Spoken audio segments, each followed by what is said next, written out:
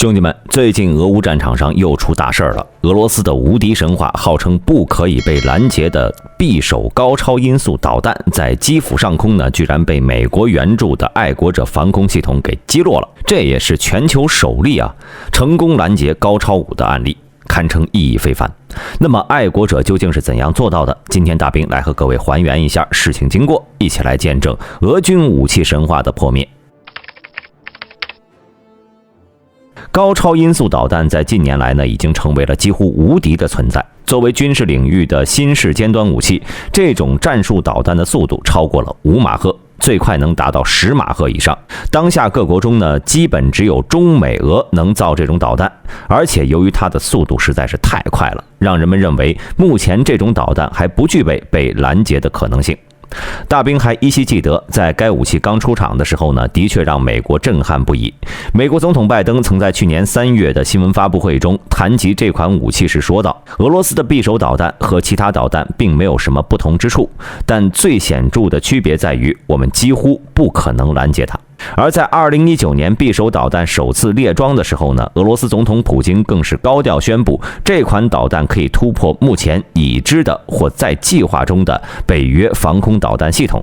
无论是守护航母的标准系列，还是保卫白宫的 NASAMS， 都无法抵挡匕首的出鞘。因此，这款导弹也被俄军称之为航母杀手。当它出现在战场时，几乎就是无敌的存在，被俄军视为战场规则改变者。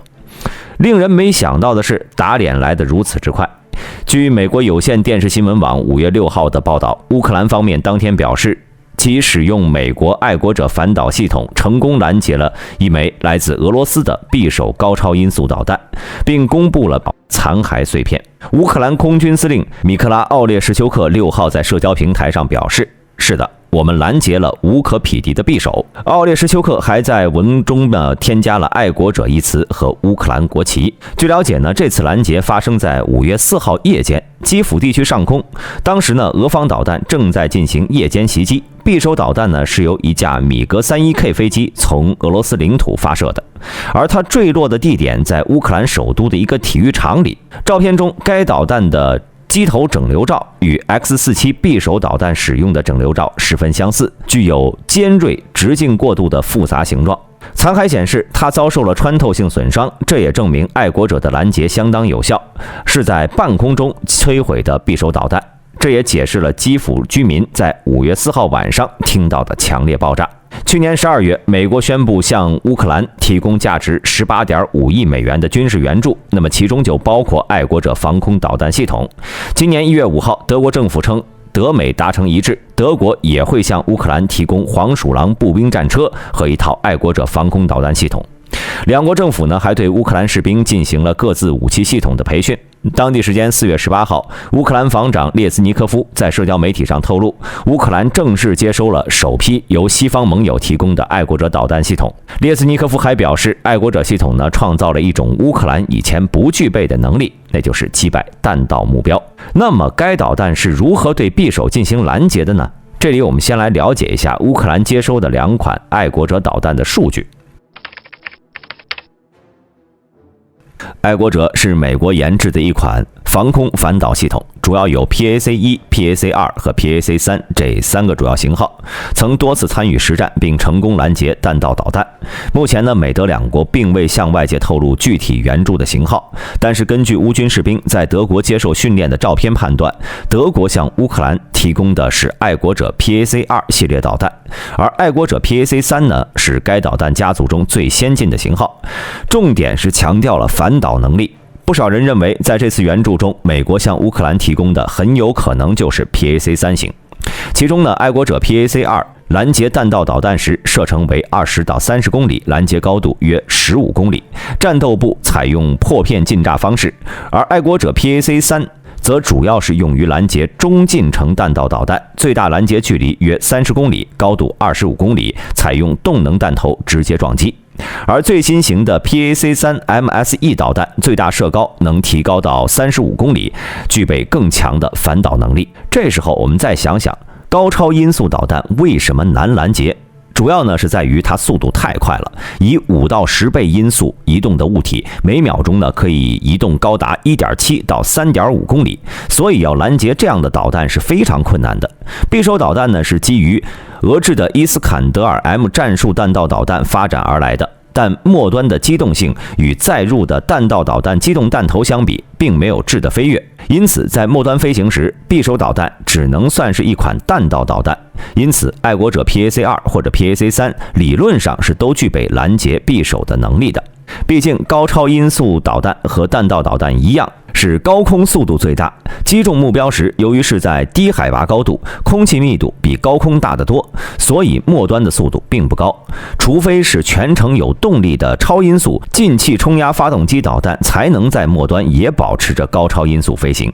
因此，对于匕首导弹而言，其真正最难拦截的时间呢，是在它在高空巡航的阶段。那个时候的匕首是有10马赫的速度，并且还具有半途转向的能力。而到了末端导弹转入俯冲瞄准，从高空扎下来的时候呢，基本就是个垂直俯冲，并开始不断的因高度而降低减速。那时候匕首已经完成了对目标的最后的机动瞄准，是在目标的正上方向目标垂直俯冲下来，在2万米高度。垂直冲下来的速度呢为600米每秒。至于击中目标时的速度呢，可能是音速，也可能是勉强超音速。这要比相同射程的弹道导弹弹头最终触靶速度更慢，大概相当于射程300到500公里的弹道导弹弹头触靶速度。不过，俄军也可以通过让缩短射程的方式来提高匕首的触靶速度，也就是在速度很大的阶段就一头直接扎下来。但即便这样，它的触靶速度也不会达到2马赫。再加上以美国为首的北约给予了乌克兰大量的情报信息方面的支持，也密切关注着俄罗斯各种先进武器在实战中的表现，被俄军视为大杀器的匕首导弹更是重点关注对象。自从俄乌开战以来，俄军呢已经在乌克兰发射了数枚匕首导弹，美军很有可能是在这一次次打击中掌握了匕首导弹的飞行参数，最终才被爱国者成功拦截了。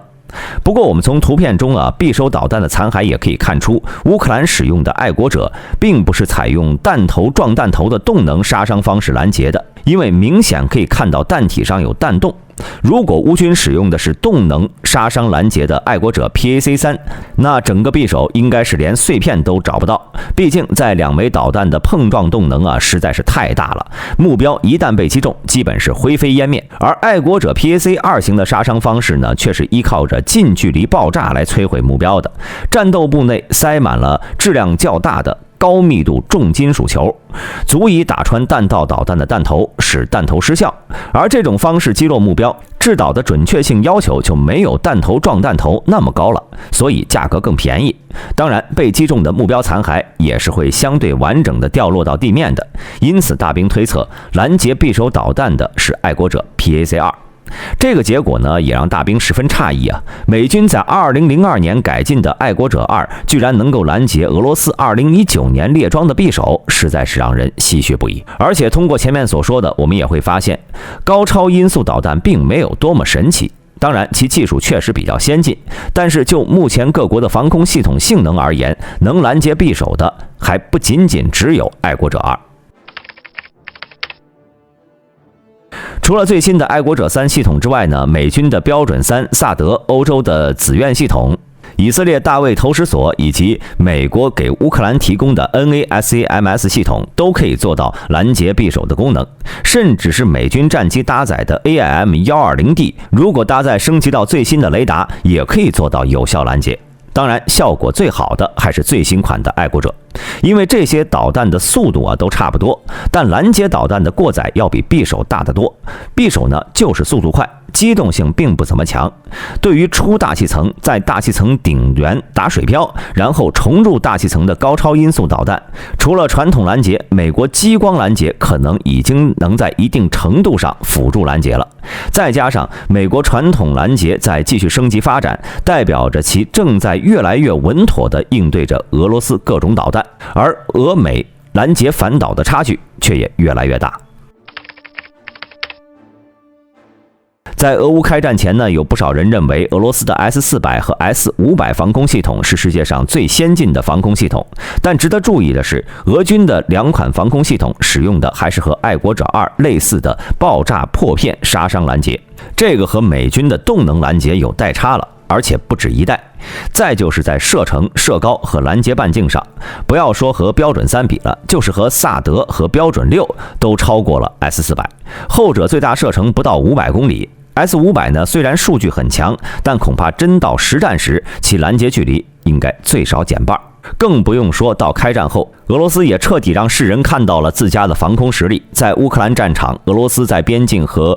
克里米亚都部署有多套 S-400以及更多的 S-300，在军舰上呢也部署有类似的防空系统，但是还是被乌克兰用老旧的短程弹道导弹原点和反舰导弹海王星击沉了旗舰莫斯科号，击伤了更多其他舰艇。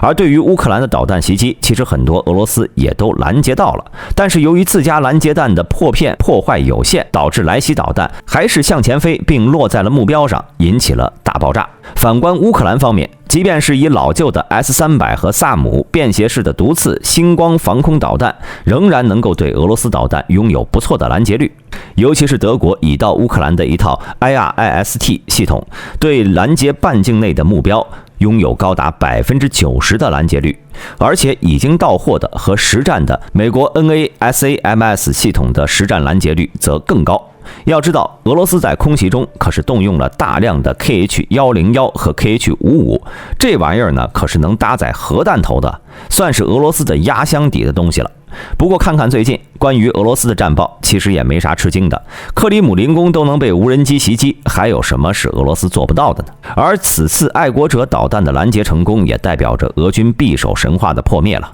不过大兵认为，在听到这个消息后呢，最痛苦的应该不是俄罗斯人，而是美军。毕竟自家忧心许久的武器水准曝光后，以后恐怕就不再好向国会老爷要预算了。不过呢，也不是没有好消息，在经过这次拦截事件之后，爱国者导弹恐怕是又将迎来一波大卖。在国际市场中，恐怕很难有人会拒绝一款能够拦截高超音速武器的防空系统。回想一下2021年，研究机构 RUSI 就指出，俄罗斯的高超音速能力虽然肯定很强大，但或许把它作为一种心理工具，能比作为一种军事资产更有用。现在看来啊，讲的还是蛮有道理的。大家对于这件事情都有什么看法呢？欢迎在评论区留言。喜欢本频道的朋友，请点击下方的订阅按钮。我们下期再见。